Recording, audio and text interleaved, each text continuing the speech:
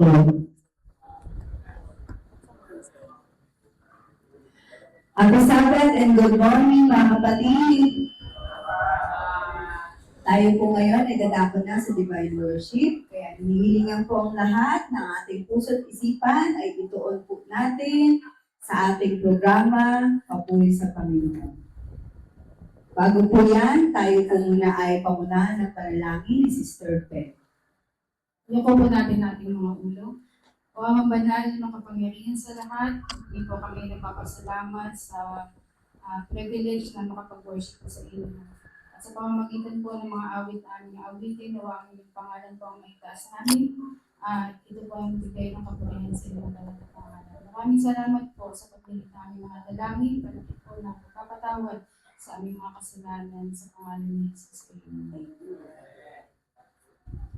Ang una po nating awitin ay sa hymnal 259, O Day of Rest and Gladness.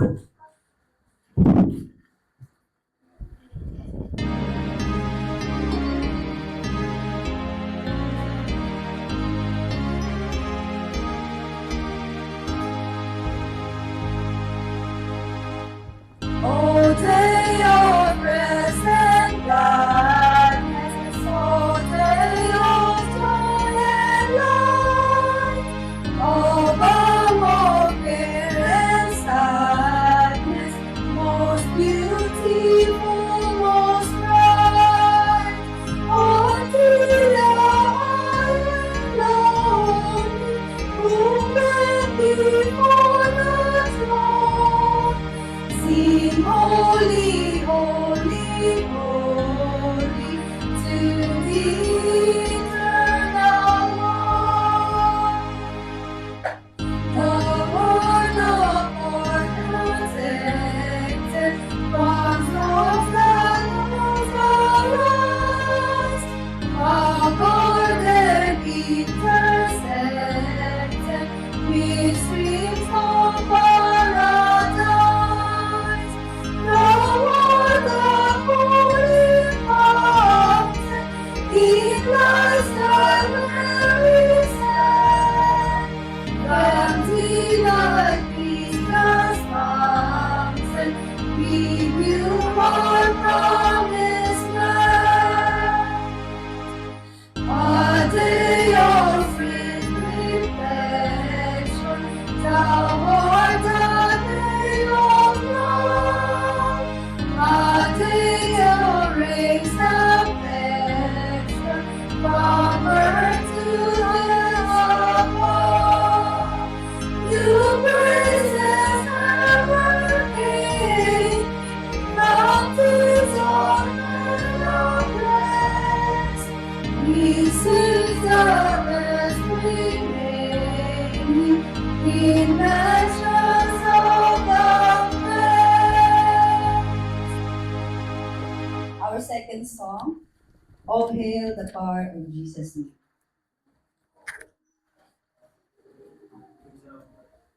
Hymn number 127.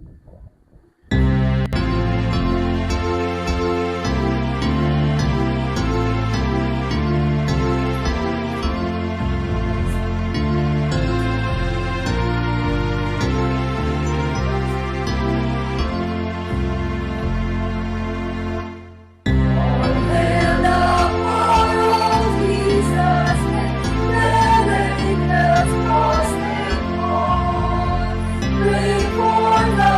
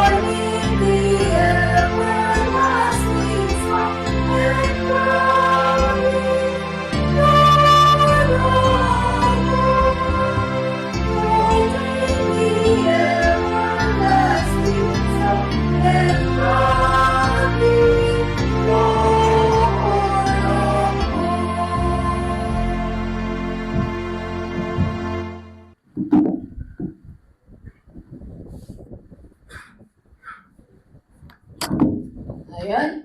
Happy Sabbath mga kapatid. Sabbath!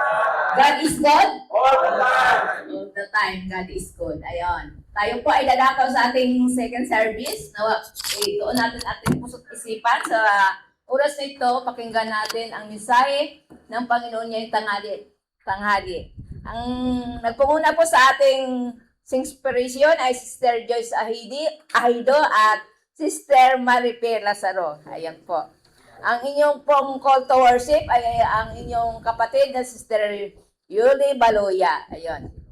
At ang magkuha po ng ating tithes and offering ay ang ating dalawang kapatid na si Brother Gerald Adarna at si Sister Sini Cordova. At ang magbabasa po nito ng ating operatory reading ay Sister Janice Dabo. At susundan po ito, pagkatapos ng ating pagkulikta ng ating offering, ay susundan ng scripture reading and prayer by Pastor Jano Toksado. Yan. At ang maghatid po ng ating message and song ay ang pamilya ng Pitogo and Cabrera family. Ayun, ang atin palang operator ay si Brother Alex Cabrera.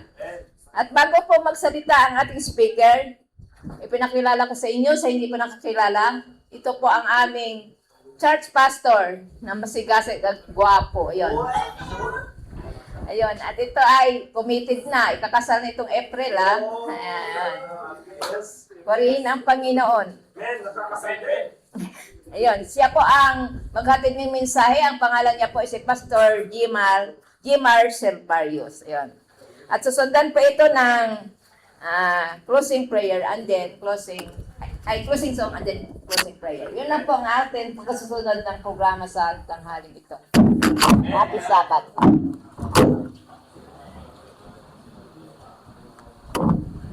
Holy, holy, holy. Sa second stanza tayo po ay gulugod.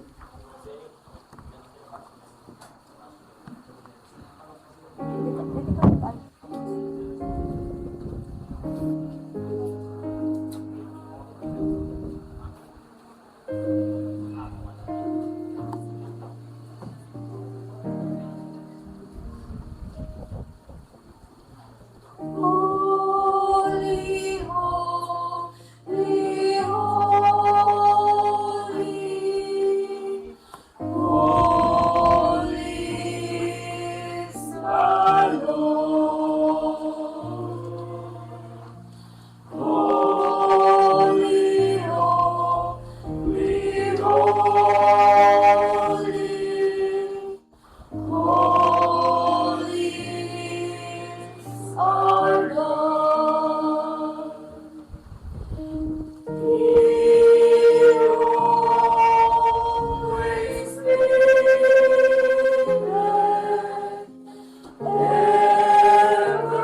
evermore the same. Heaven and earth He ruleth. Come and praise His name. Holy, holy, holy, holy is the Lord. Holy, holy, holy, holy is our God. Lord, you send beloved, is the one adored. Holy, holy, holy, holy is the Lord. We love thy Sabbath, Lord.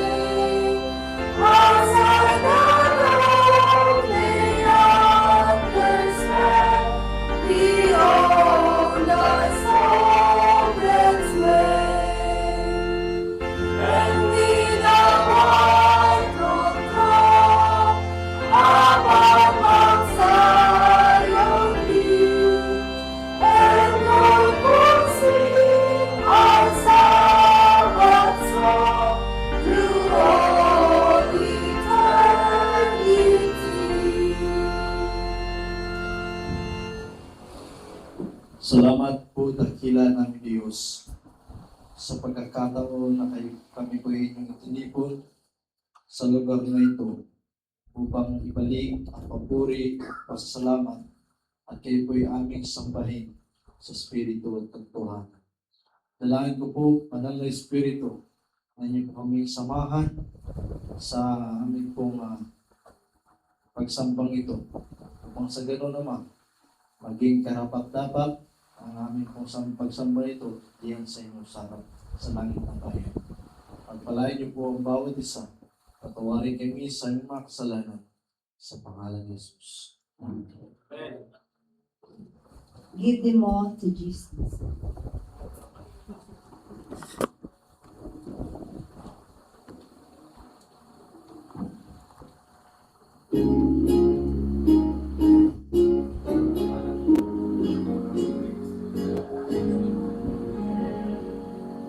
Are you tired of chasing pretty rainbows? Are you tired of spinning round and round?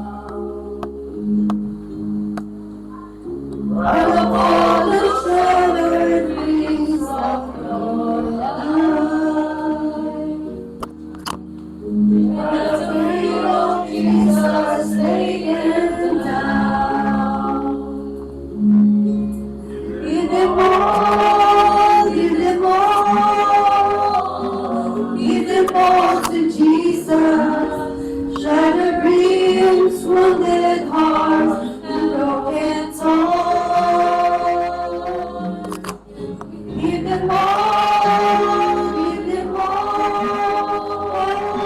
give them all to Jesus, and He will turn your sorrow into joy.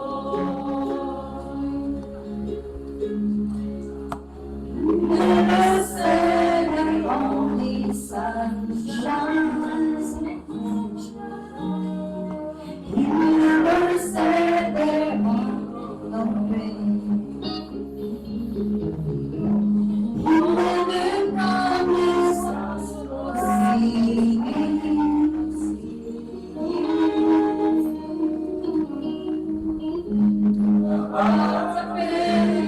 was one day.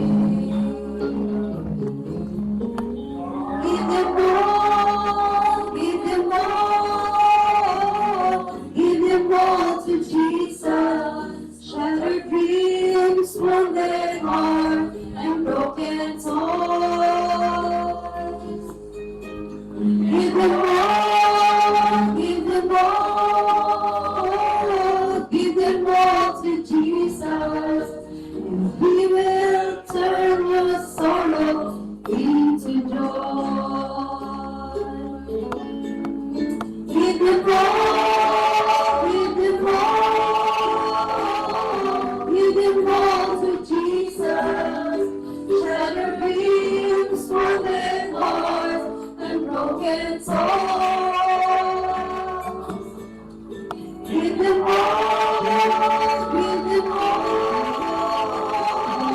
give them all to Jesus, and He will turn your sorrow into joy. He will turn your sorrow into joy. Please be seated.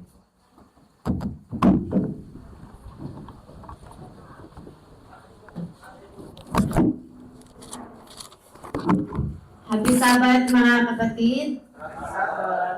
Bago po tayo paglituran ng ating Diakono at Diakonisa, kung maintindihan po kayo, buksan niyo po ang Malakias 3, verse 10. Ang sabi po dito, dalhin niyo ang buong ikasampung bahagi sa kamalig upang magkaroon ng pagkain sa aking bahay. At sa gayoy subukin ninyo ako ngayong sabi ng Panginoon na mga hukbo. Tingnan ninyo kung hindi ko bubuksan para sa inyo ang mga bintana ng langit at ibubuhos ko sa inyo ang isang pagpapala na walang sapat na kalalagyan. Tayo po'y maglingkuran ng ating diakono at diakonisa.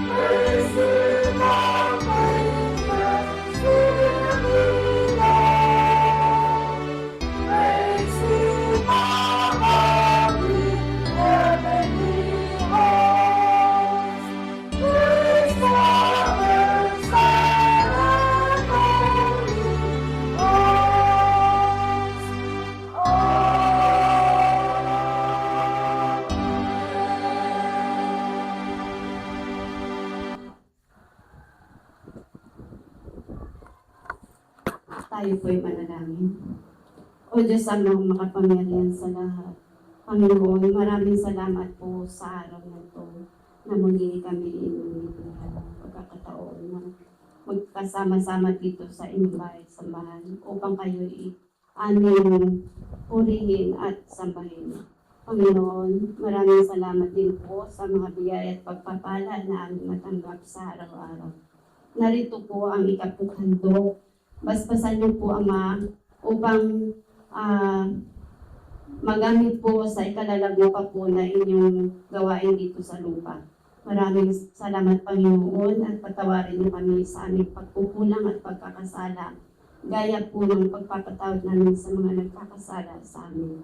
Ang lahat ng ito aming pinapanalangin at pinapasalamatan sa pangalan ni Jesus. Amen.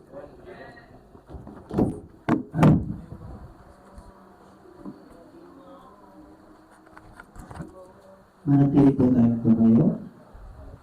At kung meron po kayong dalang Biblia, kindly say Amen. Sabay-sabay po natin buksan ang ating mga Biblia at ang key text, ang ating message for this morning is found in the book of Mark chapter 13 verse 30. Ang sabi po dito, "And you shall love the Lord with all your heart, with all your soul, and with all your mind, and with all your strength. This is the first commandment." Tayo po lumuhat para po sa ating panalangin.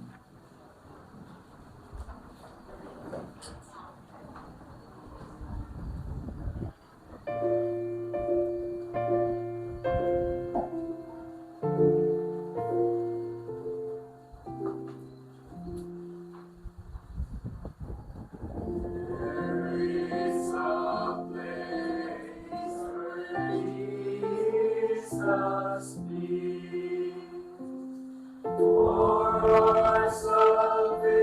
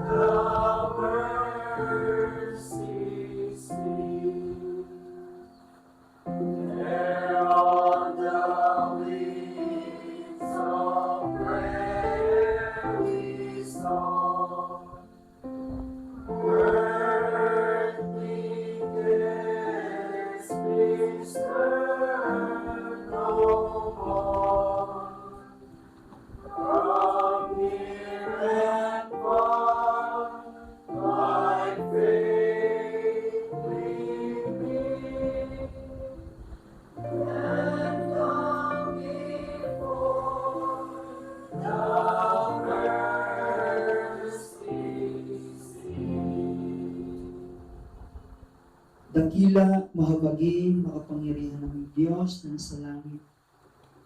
Amang banal, ikaw po ang naglalang sa langit at lupa at nagmamayari ng aming buhay. Panginoon, maraming salamat sa araw po ng kapahingahan. Narito po ang inyong mga anak. Na kayo po tigtutuhod.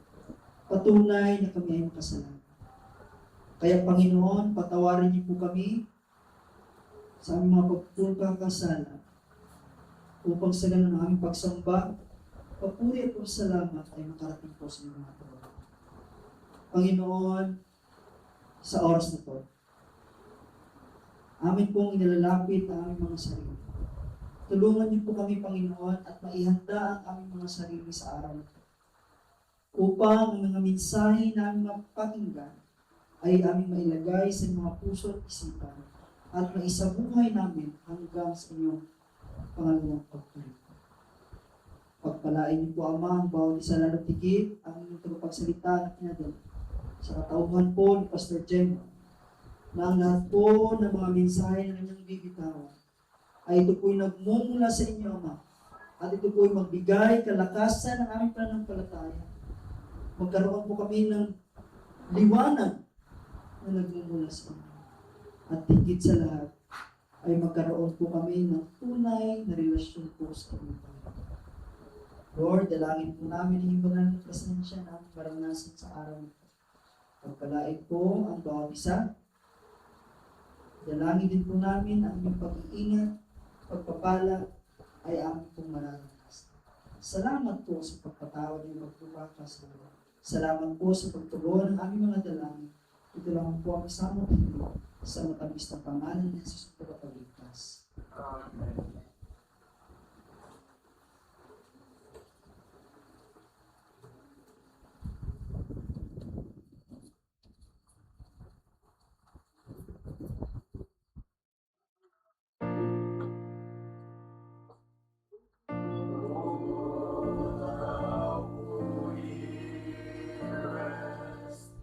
Every heartfelt prayer with thy rich grace, Lord, all our hearts prepare. Thou art the light, art the love and light. Oh, let me someone come with thee,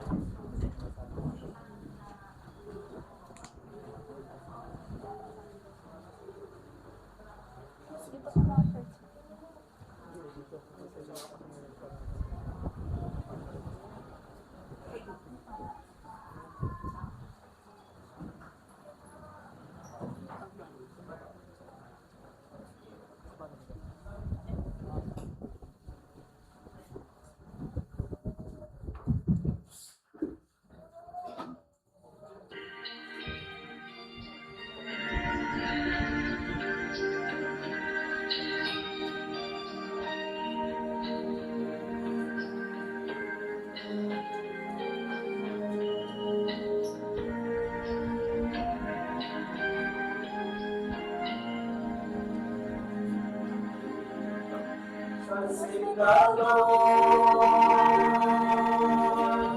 with all the heart.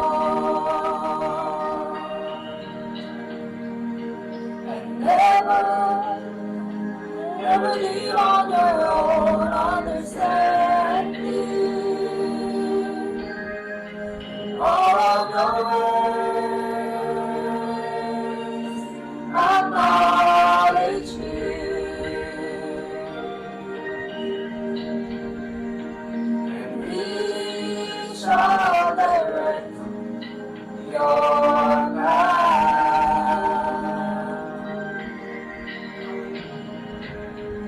When I am discouraged or when I am afraid, I put my trust in my Father. When I look upon His face, All of my cares and troubles, I leave at His feet.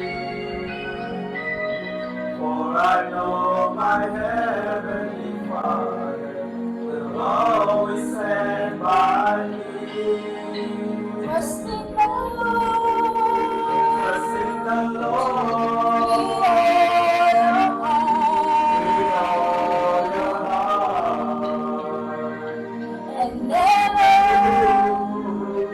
lean on your own understanding. All understanding, In all your in ways, all your ways, acknowledge me, everything you do, and He shall direct your path. Through the hand, and He shall direct your path.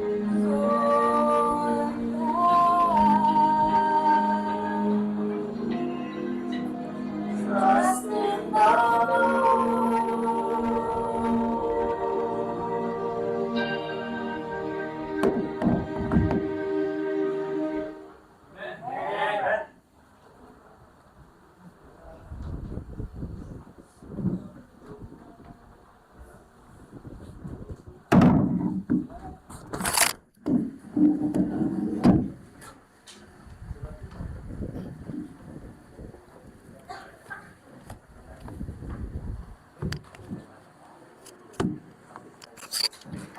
Amen.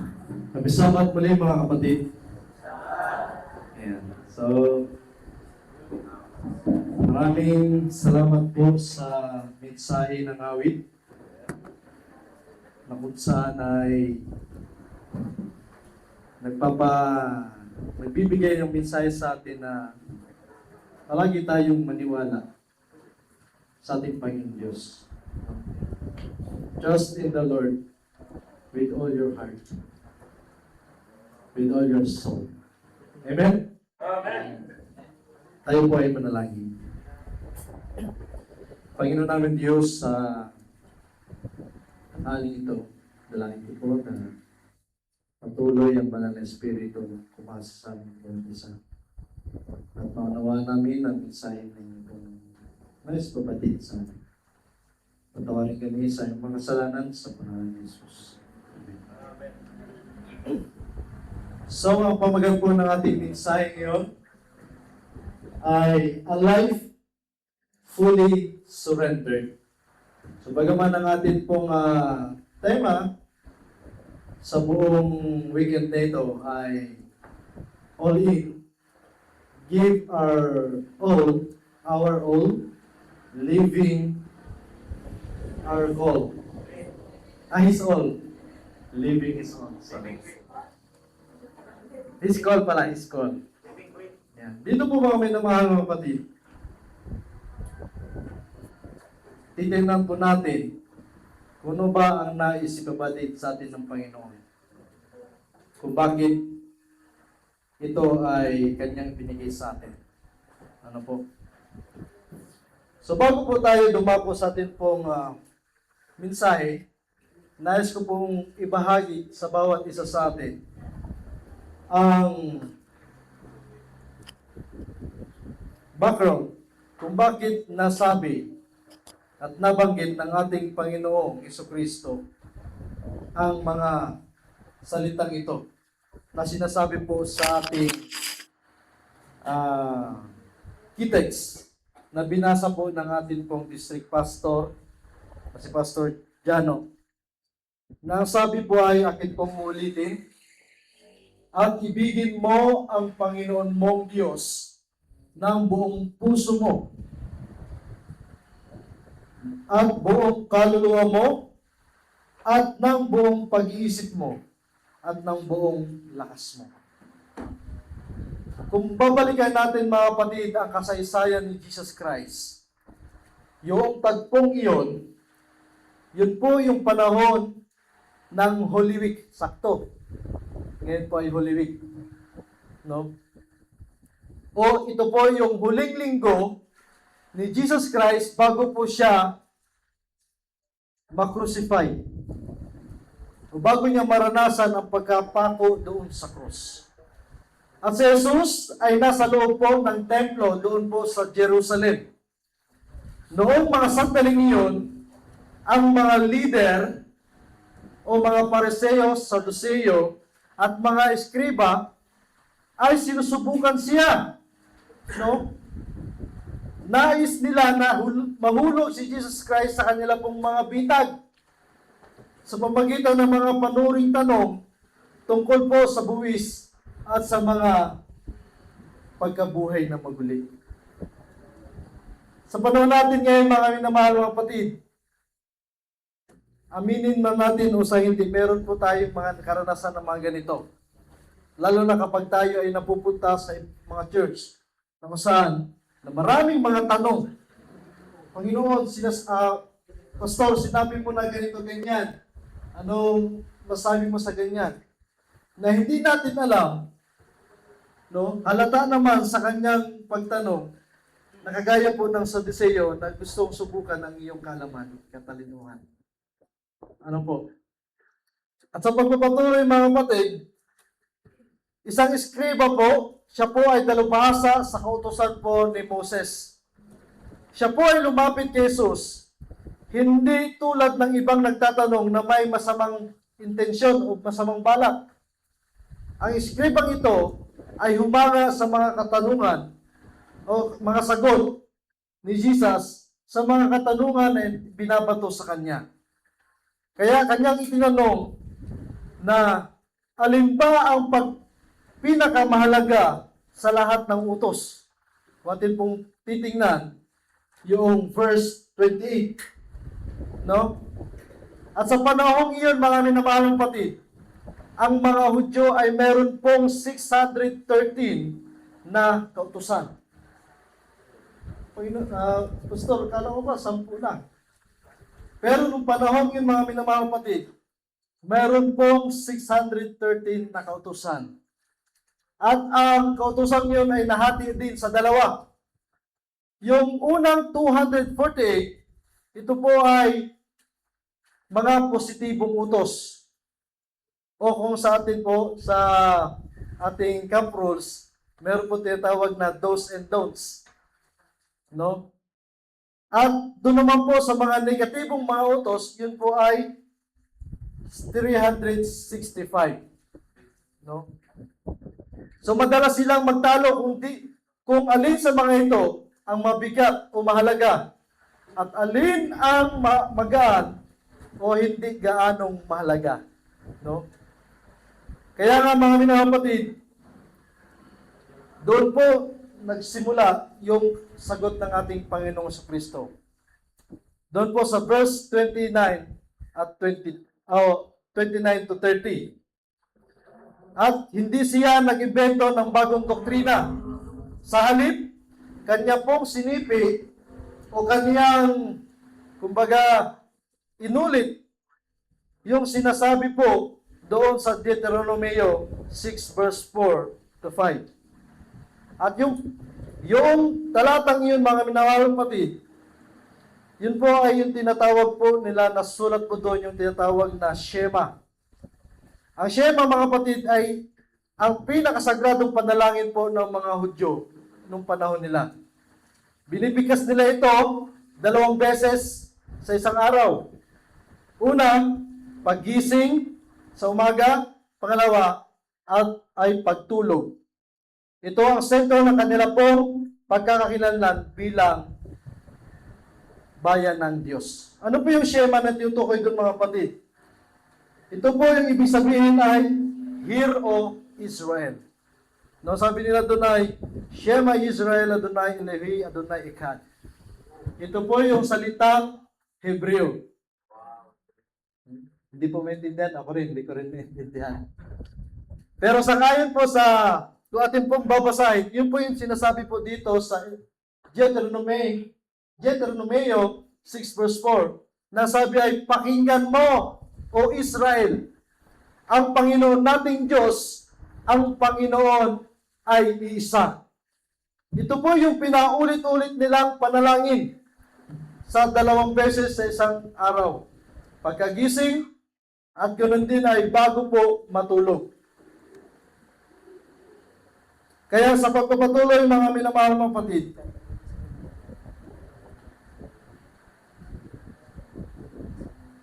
mayroon pong mahalagang detalye na idinagdag si Jesus na makikita po natin sa Marcos 12 verse 30 na binasa po ni Pastor Jano. Kung atin pong titingnan sa orihinal na Hebreo na lingwahe ng Biblia, meron po 3 aspeto na nabanggit doon. Una, kung titingnan natin ang Deuteronomy 6 verse 5, doon po ay nakalagay ang puso, kaluluwa, at lakas. Ngunit, doon po sa sagot ni Jesus Christ, sa Marcos 12 verse 30, ay dinagdag niya yung salitang buong pag-iisip. No?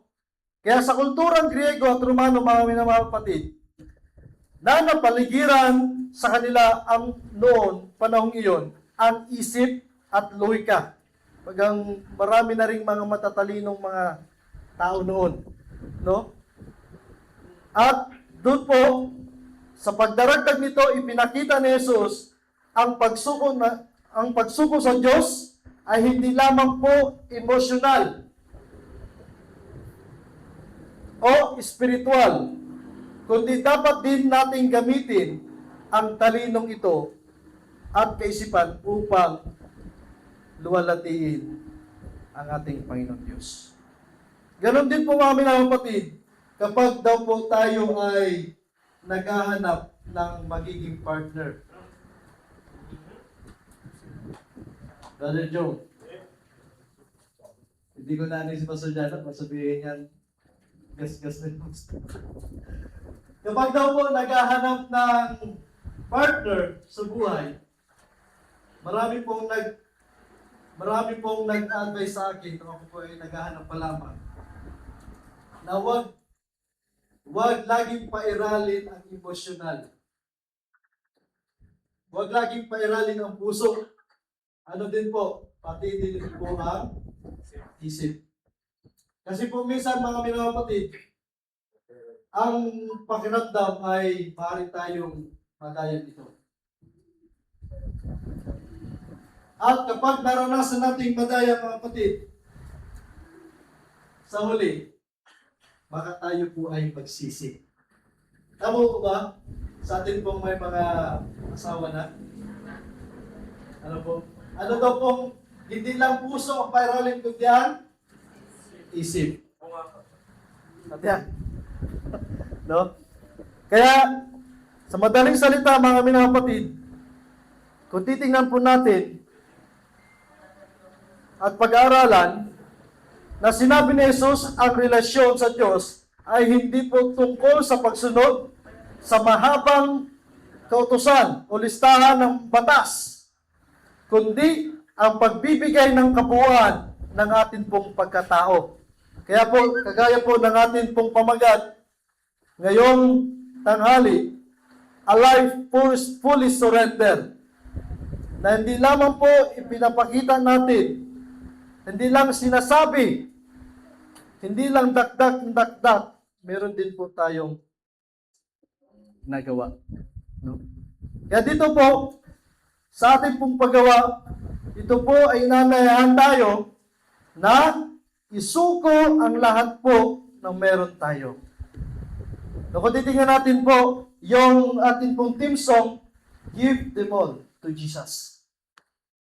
Pag sinabing give din mo, lahat ng meron tayo mga minamahal kapatid, ay ibigay natin sa Panginoon. Sapagkat lahat ng iyan ay tunay na hindi po tayo ang nagmamayari niyan. Amen? Kaya ito po yung naging ultimate summary ng buong kautusan at ng mga propeta, mga minamahal kapatid. Kaya bilang ilustrasyon po doon sa ating pong naging mensahe,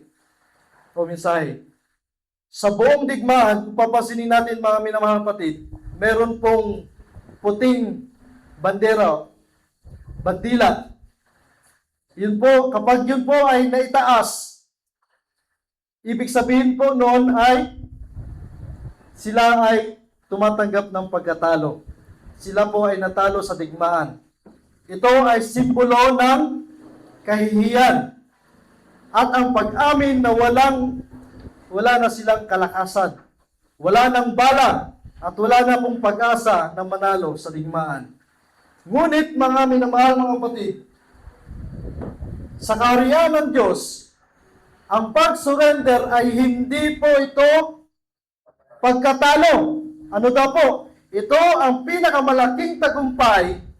Ang pagsuko sa Kanya ay hindi pagtaas ng kamay dahil tayo ay bilanggo, kundi pagtaas ng kamay dahil tayo po ay pinalaya niya. Amen?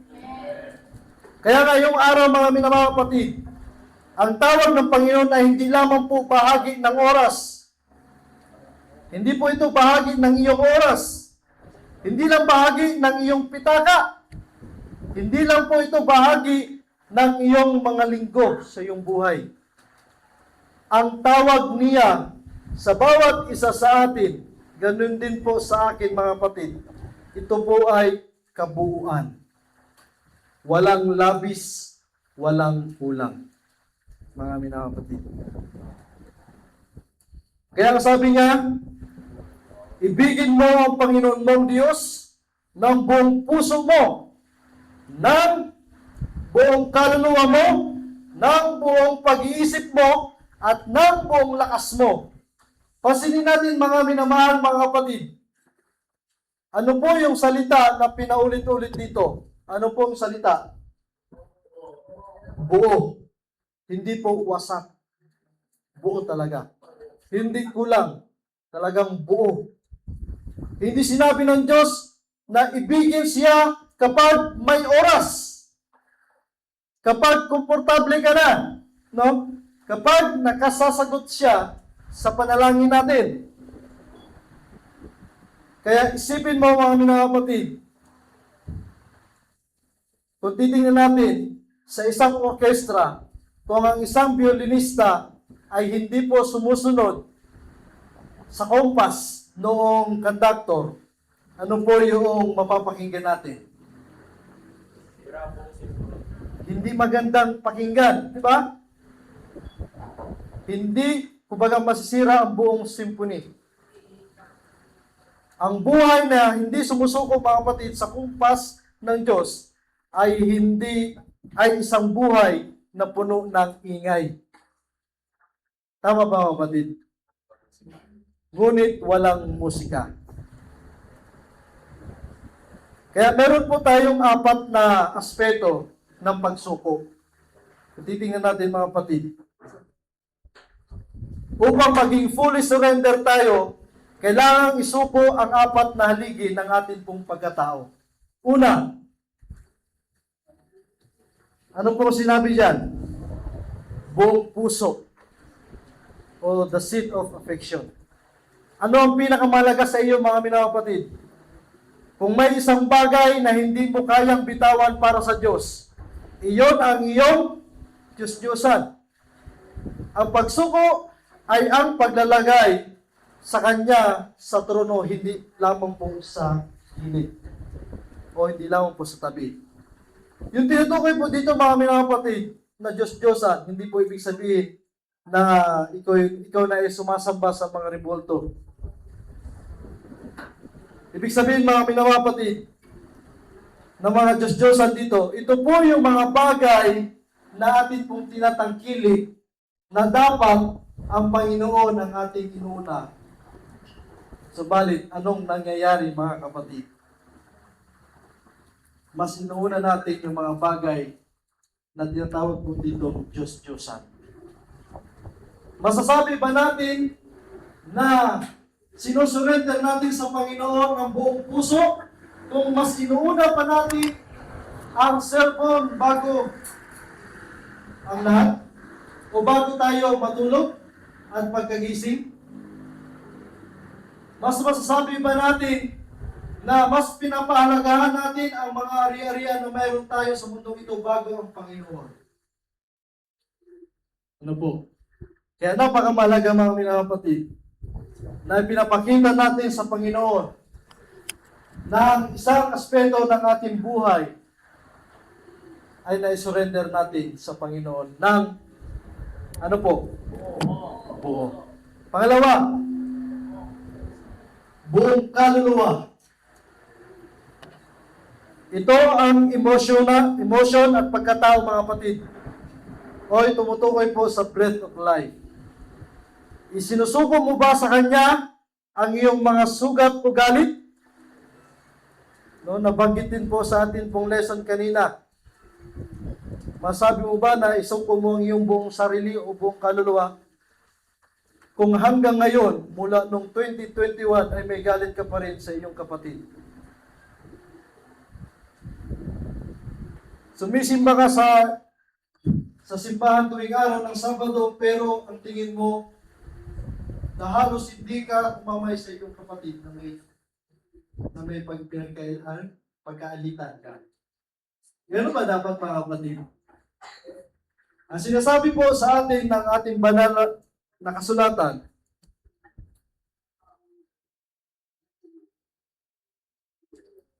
ikaw pa rin ba ay mahawak ng remote control ng iyong nararamdaman? Paano mo masabi na napatawad ka na kung sa sarili mo mismo, mga minamahal kapatid, meron ka pang galit na nararamdaman sa isang tao o kanino man? Paano mo masabi na napatawad mo na yan, pero hindi ko lang makalimutan yung kanyang ginawa sa akin? Masabi mo bang napatawad mo na siya? No? Masabi ba natin na isurrender natin ang buong kaluluwa kung meron po tayong galit sa ating mga puso? At ang pangatlo, mga minamahal kapatid, buong pag-iisip. So madalas ang limitasyon ng lohika ang umaharang sa ating pananampalataya.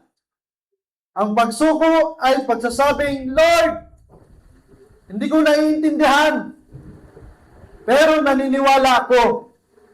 No? Ito rin po ang tumutukoy sa kung gaano tayo katalino. No, kahit sabihin natin mga minamahal kapatid, na ikaw ang pinakamatalino sa buong mundo, kahit may hawak ang record na Guinness Book of Record na pinakamatalino sa buong mundo, pero wala ka namang kalaman pagdating po sa Panginoong Diyos. Hindi mo naman fully sinusurrender ang iyong pong pag-iisip sa Kanya.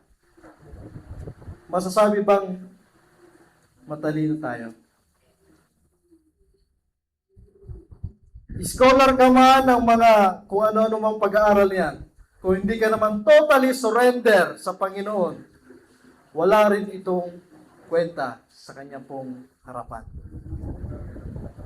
At ang pang-apat, mga kapatid, buong lakas. Yan po ay the hands of service. Tinatawag ng the hands of service. Ang iyong talento, resources at abilidad. Huwag mo sabihin, mahal mo ang Diyos kung ang iyong mga kamay ay sarado sa paglilingkod. Kung hindi ka willing na gumawa o magpagamit sa gawain ng Panginoong Diyos, kaya wala tayong karapatan na sinasabi natin, mahal ko ang Panginoon. Kamusta naman ang ating mong servisyo? Na ibabalik ba natin ang pagmamahal niya sa ating pong Panginoon Diyos? Na ibibigay ba natin ang buong lakas natin sa kanya pong misyon na binigay sa atin? Nakikiisa ba tayo sa gawain ng ating Panginoon Diyos? O kaya naman tinatawag tayong SDA. Alam niyo na po kung ibig sabihin. Yung tinatawag na sitting down always. Or sinasabing Seventh Day Adventist. Marami po mga ganun mga kapatid. Ano po? Kaya sa atin pong buhay mga kapatid, napakamahalaga po na meron tayo pagsusurrender ang mga bagay na ito. Lahat dapat po ay buo. Fully surrender. Kung inyo pong matatandaan mga kapatid, doon po sa hardin po ng Gethsemane, dito po ay nangyari ang pinakamatinding emosyon at paglabas ng damdamin. No? Ang pinakamataas ng ehemplo mga kapatid ng life fully surrender ay hindi po matatagpuan sa isang matagumpay na hari, kundi sa isang lalaking nakasubsob sa lupa at nananalangin doon po sa halamanan ng Gethsemane. At habang tumutulo mga minamahal, isipin po natin, habang tumutulo ang pawis na parang dugo, sinabi ni Jesus, hindi ang kalooban ko, kundi ang kalooban mo ang mangyari. Ang hari na sinusukob, ang hari na sa sinukob ay sumuko sa kalooban ng Ama upang ikaw at ako, mga minamapatid, ay makaranas ng kaligtasan. Kung ang anak ng Diyos ay sumuko, sino tayo para lumaban? Sino tayo para magyabang at sabihin, kayang-kaya ko naman yan, kahit wala ang Diyos? Ang kapal ng mukha mo. Tama ba, kapatid? Ang yabang mo. Pag sinabi mo, kaya ko yan, kahit hindi ko pa, kaya ko pa, hindi ko pa kailangan ng Diyos. Mayroon ba tayong masabing fully surrender, mga kapatid? Kaya bilang hamon sa atin, mga kapatid, ang buhay na isinuko ay hindi buhay na madali. Ngunit ang buhay na matatag, mga kapatid, kapag isinuko mo ang iyong bukas, mawawala ang iyong kaba. Kapag isinuko mo ang iyong pamilya, makatagpo sila ng tunay na protektor. Kapag isinuko mo ang iyong sarili, doon mo pa lamang matatagpuan ang tunay mong pagkatao. Tama ba, kapatid? Lahat ito, mga kapatid, ay isusuko kapag isinuko natin sa Panginoon. Lahat po na nasasabi dito ay totoo, mga kapatid. Kaya bilang pong pagkatapos, nais ko pong ibahagi ang isa pong kwento na kung saan ito po ay kwento na nagmula rin po sa banal na kasulatan. Kung pamilya po kayo sa kwento ng rich young ruler, yan po ay matatagpuan sa Marcos 10:17 verse 22. Kung titingnan natin, habang nangangaral si Jesus Christ sa karamihan at dumating ang kabataang lalaki nito, ang pagdating niya doon, siya po ay lumuhod at nagtanong sa Panginoon. Nasabi niya, Panginoon, ano bang gagawin ko para makamtan ko yung kayamanan doon sa langit? Ano sagot ng Panginoon? No?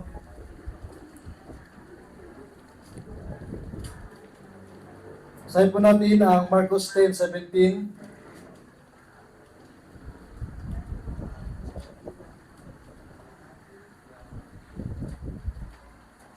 Sabi niya sa verse 19, nalaman mo ang mga utos, huwag kang pumatay, huwag kang mangangalunya, huwag kang magnanakaw, huwag kang sumaksi sa di katotohanan, huwag kang mandaya, igalang mo ang iyong ama at ina. Ano po sagot ng kabataan ito? Panginoon, lahat po yan ay nagawa ko na yan. Lahat po yan ay nasunod ko. Sabi ng Diyos, pues, ipagbili mo ang iyong mga ari-arian, ipamigay mo, at sumunod ka sa akin at makakamtamon mo ang kayamanan sa langit. Ano pong nangyari sa kabataan? Ano yung kanyang naramdaman? Hindi po basta lungkot lang yung naramdaman niya. Siya ay namanglaw. Alam niyo po, ibig sabihin ng pamamanglaw mga kapatid. Sa ating mga teacher, ang pamamanglaw, ito po ay malalim na estado po ng pagkalungkot. Meron pong panghinayang. Namanglaw ang kabataan ito nung nabanggit ng Panginoon ang kanyang kasagutan. Namanglaw siya at siya ay umalis na lamang. Kapatid. Nanghinayang siya mga kapatid. Makikita ba natin na fully surrender siya?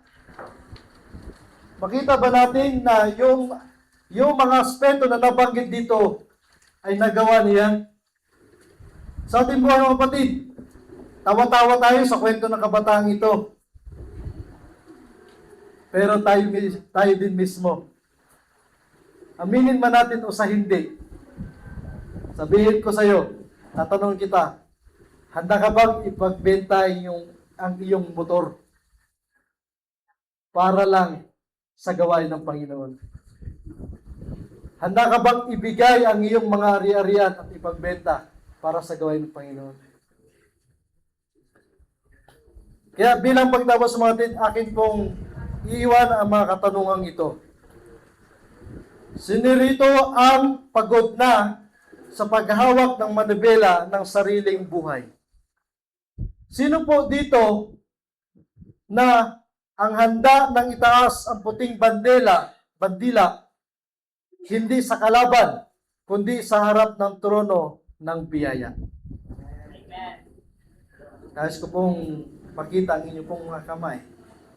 Kung tayo po ay handa, isuko ang bandila. Amen mga kapatid. Amen. Tayo po ay manalangin. Panginoon namin Diyos, maraming salamat po sa mensahe na kung saan ipinakita na ang mga aspeto ng aming buhay, Panginoon, ay hindi po namin masasabing ito'y buo kung hindi namin isusuko ang lahat sa inyo. At aking pong dalangin, Panginoon, na hindi po namin kayang gawin ito kung wala po ang tulong ng Banal na Espiritu. Kaya naman, Ama, dalangin ko po sa aming buhay, sa buhay ng aking mga kapatid na ito. Tulungan kami na masurrender namin ang buong buo ang lahat ng aspeto sa aming buhay. At patuloy lang namin na maging inspirasyon ang buhay ni Kristo at makita ang ilaw na inyo pong ibinigay sa amin sa mga taong wala pong sa mga taong nangangailangan ng ilaw sa sanlibutan ito. Patawarin kami, Panginoon, kung madalas ay amin pong iniisip ang aming pong mga sariling interes. Ang aming pong mga sariling pangangailangan. Patawad po, Diyos. Patawad din, Panginoon, sa mga oras na dapat ay naibigay namin sa inyo. Subalit ito po ay naigugol namin sa aming pong mga sariling kalooban. At hindi namin fully surrender ang aming pong buhay. Patawarin kami, Panginoon. Linisin ang aming mga sarili upang kami po ay maging karapat-dapat na tawagin ninyong mga anak. Maging karapat-dapat na maglingkod sa inyong pong gawain. Maraming salamat po, Diyos, sa pangalan ni Jesus. Amen.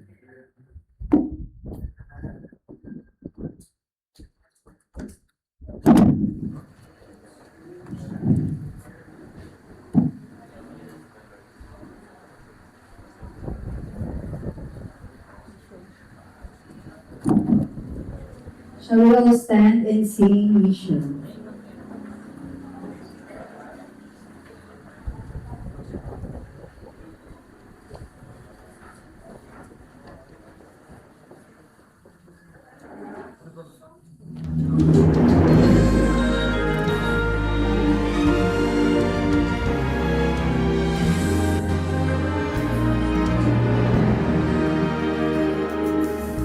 We can walk to sleep, holy far and near.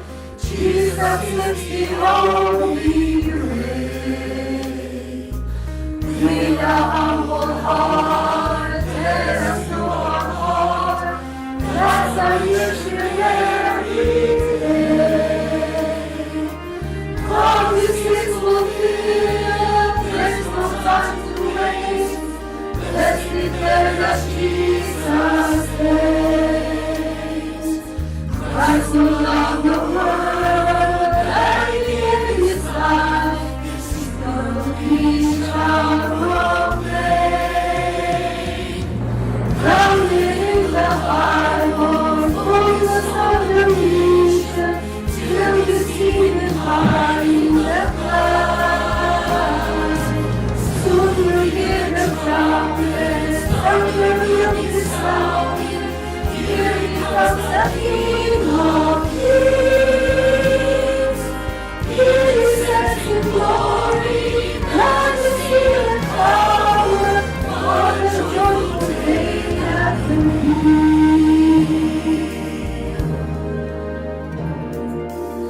We've been called to pray for the latter rain and to walk in unity. Hand in hand we stand all across the land, preaching for the world to see. He's the great I am, He's the Lord of Lords, worthy of the highest praise.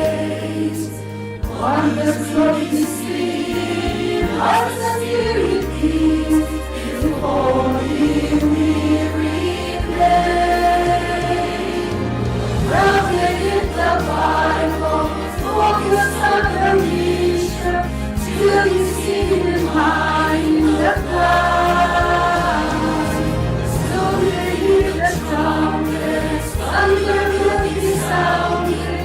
Here He comes, the King of Kings.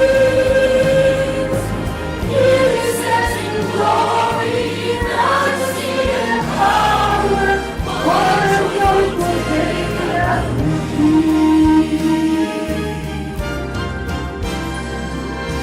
Grounded in the Bible, focus on the mission, till we see Him high in the clouds. Soon we'll hear the trumpets, thunder will be sounding. Here He comes, the King of Kings. Here He sits in glory, majesty and power. What a joyful day that will be. Mga kapatid, tanggapin po natin ang pag-ibig ng Diyos Ama, biyaya ng Kristo Jesus, at pakisama ng Banal na Espiritu. Amen. Soon Jesus will return.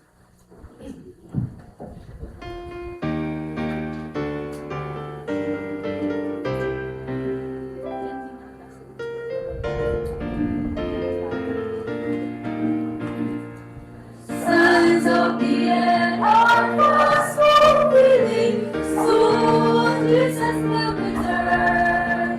He will bring to an end all sin and woe, and will take His children home. Are you gladly telling others Jesus loves, Jesus lives? Are you living by God's word and by His word? By His grace, my friend, let us all press to the end, till we see our Savior come again. signs of the end are fast fulfilling. Soon Jesus will return. He will bring to an end all sin and woe, and will take His children home. Are you gladly telling others Jesus loves, Jesus loves? Are you living by God's word and by His heart? By His grace, my friend, let us hope until the end, till we see our Savior come again. Happy Happy Sabbath. Sabbath. Sa kapatid.